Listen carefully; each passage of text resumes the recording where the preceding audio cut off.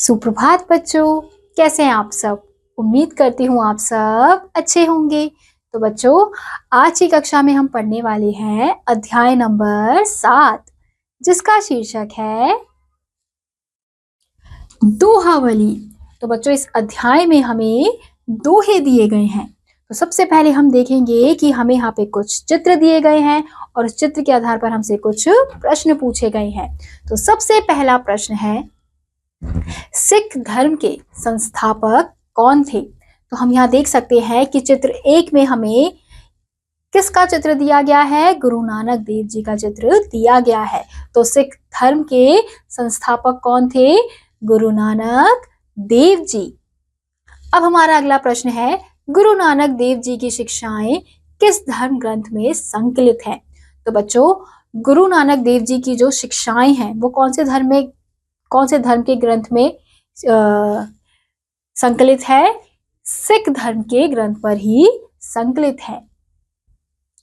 अगला प्रश्न है, संत दोहों में किस प्रकार के विचारों पर प्रकाश डालते हैं। तो बच्चों, जो संत होते हैं, जो दोहे लिखते हैं, जिन्होंने दोहा लिखा है, वो किस प्रकार के विचारों पर प्रकाश डालते हैं, यानी कि वो किस विचार को जागृत करना चाहते हैं, प्रकाशित करना चाहते हैं। वो हमारे जीवन से जुड़े ही विचार होते हैं, जैसे धार्मिक विचार, सामाजिक विचार, अलग अलग प्रकार के जो विचार होते हैं, उन सभी पर संत जो है वो अपने दोहों पर प्रकाश डालते हैं। अगला प्रश्न है, रामचरितमानस के रचयिता कौन है। तो हम यहाँ देख सकते हैं कि चित्र 2 में हमें किसका चित्र दिया गया है, तुलसीदास जी का चित्र दिया गया है। तो बच्चों, तुलसीदास ही रामचरितमानस के रचयिता थे, यानी कि उन्होंने ही क्या लिखी थी, रामायण लिखी थी। अब हमारा अगला प्रश्न है, किसी प्रसिद्ध दोहे को याद करके सुनाइए। तो आपको क्या करना है बच्चों, किसी भी प्रसिद्ध दोहे को याद करना है। जैसे ये जो अध्याय है, इसमें अलग अलग प्रकार के दोहे दिए गए हैं, तो किसी भी प्रसिद्ध दोहे को आप पढ़कर उसे याद कर सुना सकते हैं। तो चलिए हम अध्याय को शुरू करते हैं। तो हमें इस अध्याय से जुड़े यहाँ पे कुछ संकेत दिए गए हैं। हिंसक पशुओं की अपेक्षा मनुष्य अधिक भयंकर है। पशु में विवेक नहीं, किंतु मनुष्य में विवेक होता है। मनुष्य होकर जब वह अपना विवेक पशुता के अभ्युदय में लगाता है, तब संसार का जितना अनिष्ट होता है उतना अनिष्ट हिंसक पशु नहीं कर सकता। हमारी कथित उन्नति के पीछे कहीं वह हिंसक पशुता ही तो नहीं है, विचार ना होगा। तो बच्चों, ये क्या कहना चाह रहे हैं कि जो मनुष्य होता है वो हिंसक पशु से भी ज्यादा खतरनाक होता है, यानी कि जो जंगली जानवर होते हैं, शेर, चीता, ये क्या होते हैं, हिंसक पशु होते हैं। तो इससे भी खतरनाक कौन होता है, इंसान होता है, क्योंकि अगर उसे गुस्सा आ जाए, उसे क्रोध आ जाए, तो वो क्या कर सकता है, जो जानवर भी नहीं कर सकते। यानी कि उसके क्रोध से जो हमारा संसार है वो ज्यादा प्रभावित हो सकता है। इतना कोई हिंसक पशु भी इस देश पर वार नहीं कर सकता जितना एक इंसान कर सकता है। तो बच्चों, सबसे पहले हमें किसका दोहा दिया गया है, यहाँ पे जो दोहे दिए गए हैं वो किसके हैं, कबीर के दोहे हैं। तो सबसे पहला दोहा है, संत न छाड़े संतई, कोटिक मिले असंत,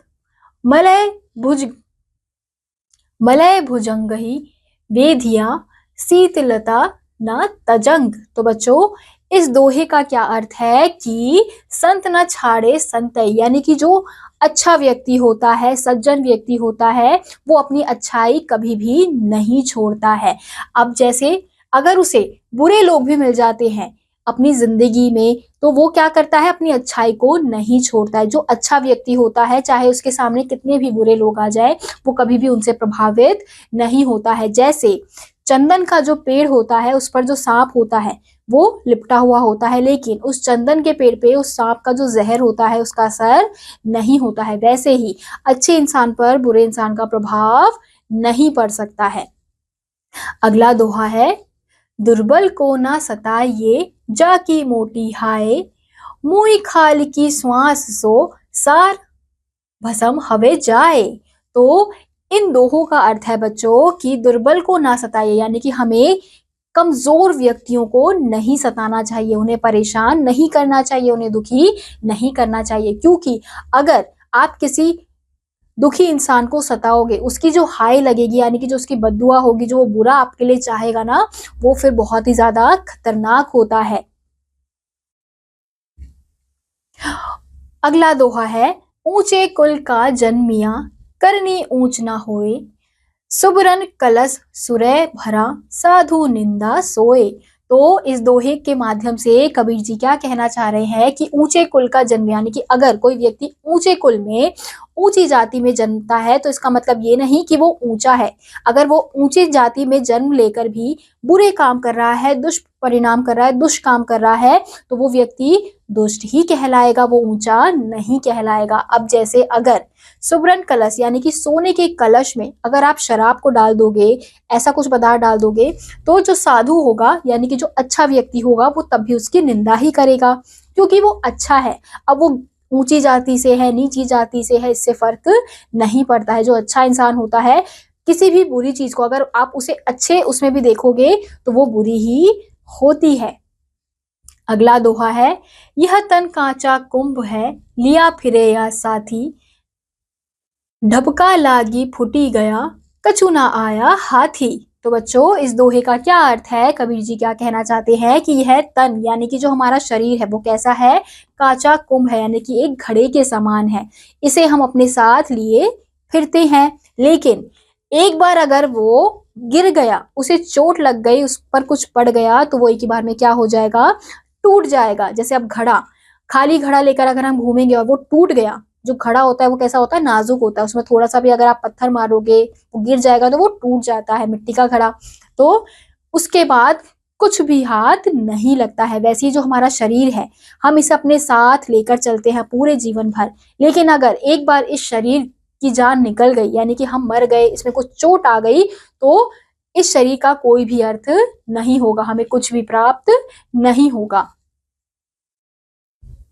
अगला दोहा है, कस्तूरी कुंडली बसे मृग ढूंढे बनमाही, ऐसे घटी घटी राम है दुनिया देखे नाही। तो बच्चों इस दोहे के माध्यम से कबीर जी क्या कहना चाहते हैं कि कस्तूरी कुंडली बसे, यानी कि कस्तूरी जो फूल होता है, पौधा होता है, उसके कुंडली में ही क्या होती है, खुशबू होती है। तो वो खुशबू उसे बहुत ज्यादा अच्छी लगती है, लेकिन उसको ये नहीं पता कि वो खुशबू उसी के अंदर समाही हुई है, वो खुशबू उसी के अंदर से आ रही है। वैसे ही जो हमारे राम है, यानी कि जो हमारे भगवान है, वो हमारे अंदर ही होते हैं। हम क्या करते हैं, हम इधर जाते हैं, उधर जाते हैं और भगवान को ढूंढते हैं, लेकिन जो भगवान होते हैं वो कहाँ होते हैं, वो हमारे अंदर ही होते हैं। तो हमें इधर उधर जाने की जरूरत नहीं है, हमें भगवान को अपने अंदर ही ढूंढना चाहिए।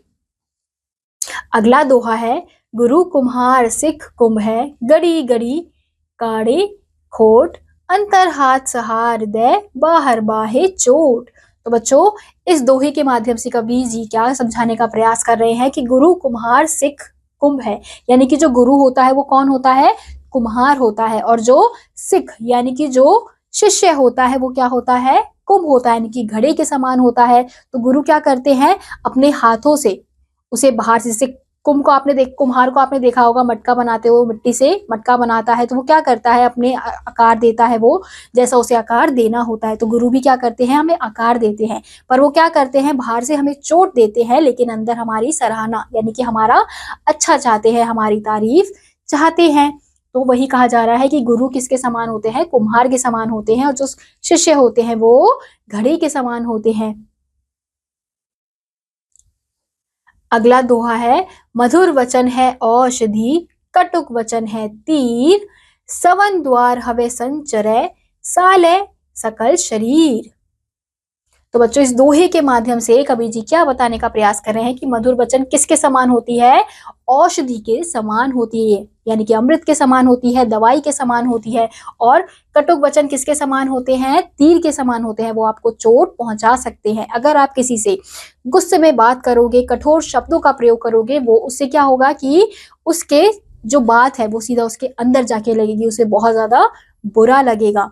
और अगर आप किसी से प्यार से बात करोगे, मधुर वचन में बात करोगे, तो इससे उसको अच्छा लगेगा। वो जो बात है, वो जो वचन है, वो उसके लिए किसके समान होगी, औषधि के समान होगी। और सुवन द्वार हवे संचरय साले सकल शरीर, यानी कि जो मधुर वचन है, यानी कि जो भी हम बात बोलते हैं वो हमारे कानों के द्वार से अंदर जाती है और हमारे शरीर में प्रवेश करती है। इसलिए हमें सबसे प्यार से बात करनी चाहिए, कठोर कठोर वचनों का प्रयोग नहीं करना चाहिए।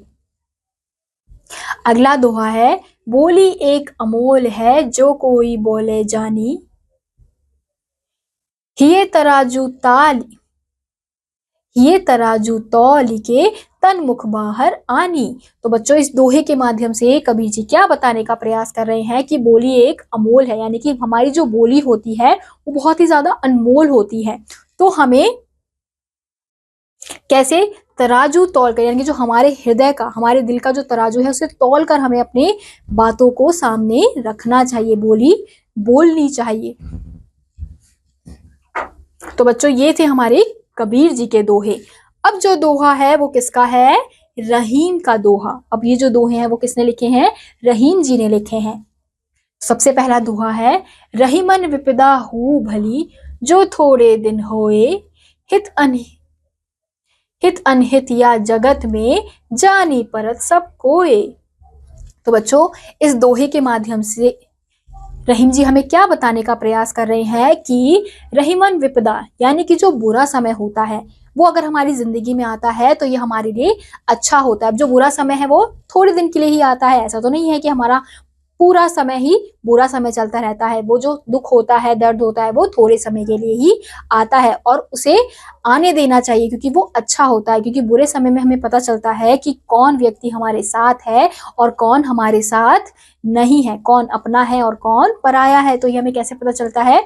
बुरे समय में ही अच्छे से पता चलता है। अब अगला दोहा है, रूठे सूजन मनाइए जो रूठे 100 बार, रहीमन फिर पोइए टूटे मुक्ता हार। तो बच्चों, इस दोहे के माध्यम से हमें रहीम जी क्या बताने का प्रयास कर रहे हैं कि रूठे सूजन मनाइए, यानी कि अगर आपसे कोई रूठ जाता है अपना तो आपको उसे मनाना चाहिए। अगर वो 100 बार भी रूठता है तो आपको 100 बार उसे मनाना चाहिए। जैसे अगर कोई मोती की माला होती है, वो एक बार टूट जाती है तो आप क्या करते हो? उस मोतियों को इकट्ठा करते हो और एक एक करके उसे धागे में डालते हो ताकि वो फिर से क्या बन जाए? माला बन जाए। तो ऐसे ही अगर कोई 100 बार भी आपसे नाराज होता है, आपको उसे 100 बार मनाना चाहिए। अब अगला दोहा है, रहीमन धागा प्रेम का मत तोड़ो चटकाई,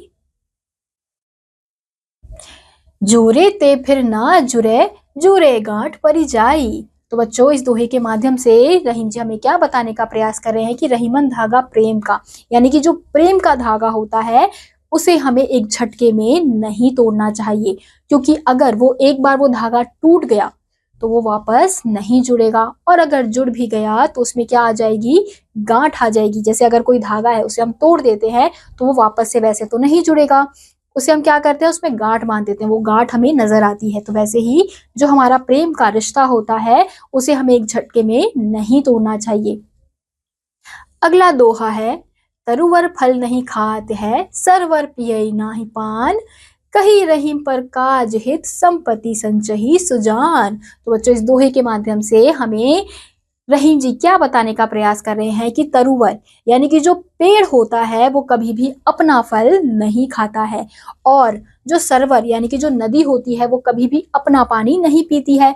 तो तरुवर यानी कि वृक्ष के जो फल है वो कौन खाता है? हम खाते हैं। और जो नदी का पानी है वो कौन पीते हैं? हम पीते हैं। यानी कि वो जो अपनी संपत्ति होती है वो हमें देते हैं।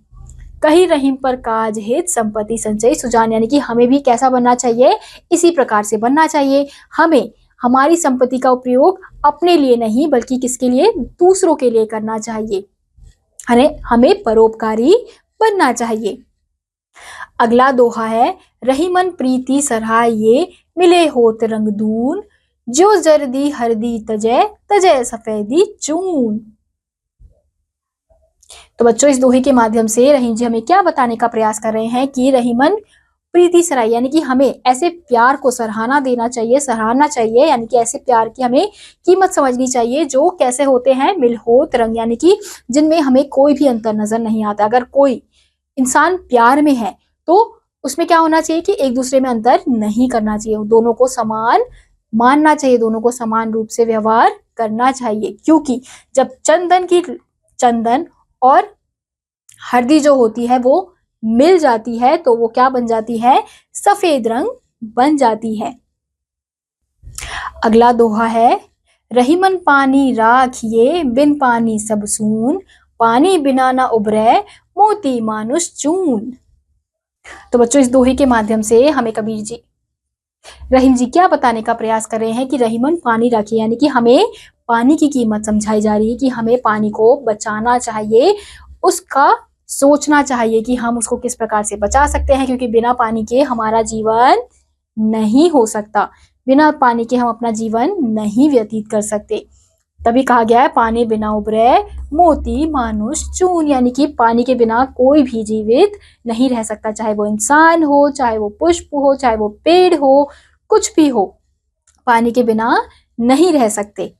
अगला है, रहीमन देखी बड़ेन को लघु न दीजिए डारी, जहां काम आवे सुई कहाँ करे तरवारी। तो इस दोहे के माध्यम से कबीर जी क्या बताने का प्रयास कर रहे हैं कि रहीमन देखी बड़ेन को, किसी बड़े आदमी को देखकर आपको डरना नहीं चाहिए, क्योंकि जिस जगह पर आप काम आते हैं, यानी कि जिस जगह पर छोटी सुई काम आती है, जिस जगह पर छोटा व्यक्ति काम आता है, उस जगह पर बड़े तलवार का, यानी कि बड़े आदमी का कोई काम नहीं होता है। तो इसलिए हमें ये नहीं सोचना चाहिए कि अरे ये तो हमसे बड़े व्यक्ति हैं, हम इसे कुछ नहीं बोल सकते, क्योंकि आपकी भी अपनी एक इच्छा होती है, आपका भी अपना एक धर्म होता है, कर्म होता है, तो आपको कभी भी छोटा नहीं समझना चाहिए खुद को, हमेशा खुद की इज्जत करनी चाहिए, क्योंकि सबसे पहले अगर आप अपनी इज्जत करेंगे तभी आप दूसरों की इज्जत कर पाएंगे। अगर आप पहले ही डर जाएंगे किसी बड़े आदमी को देखकर तो वो आपको और डराएगा। तो इसलिए आपको क्या करना चाहिए, बड़े इंसान को देखकर डरना नहीं चाहिए, क्योंकि जिस